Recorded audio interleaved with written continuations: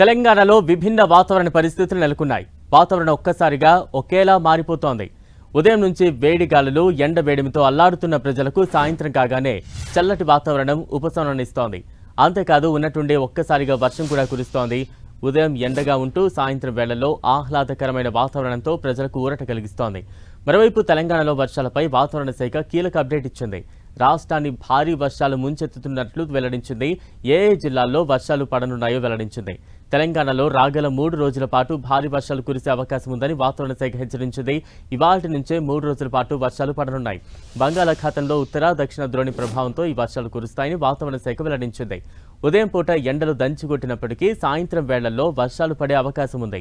గంటకు 40 నుంచి 50 కిలోమీటర్ల వేగంతో గాలులు వీస్తాయని, ఈదురుగాలులతో కూడిన వర్షం పడనున్నట్లు వెదర్ రిపోర్ట్ చెబుతోంది. రాష్ట్రంలో ఏ జిల్లాల్లో వర్షాలు పడతాయనే విషయాన్ని కూడా వాతావరణ శాఖ ప్రకటించింది.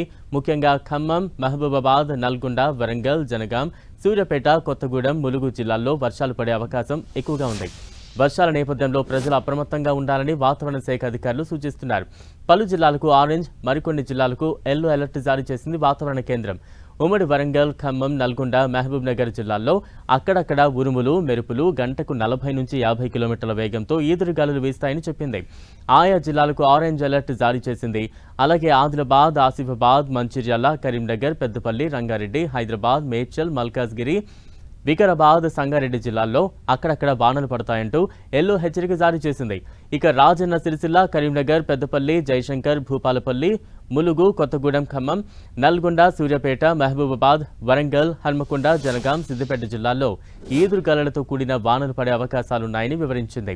ఇక రేపు ఆదిలాబాద్, ఆసిఫాబాద్, మంచిర్యాల, భూపాలపల్లి, ములుగు, కొత్తగూడెం, ఖమ్మం, నల్గొండ, సూర్యాపేట, మహబూబాబాద్, వరంగల్, హన్మకొండ, జనగాం, సిద్దిపేట జిల్లాల్లో ఉరుములు, మెరుపులు, గంటకు 40 నుంచి 50 కిలోమీటర్ల వేగంతో ఈదురుగాలులు వీస్తాయంటూ ఆరెంజ్ అలర్ట్ జారీ చేసింది.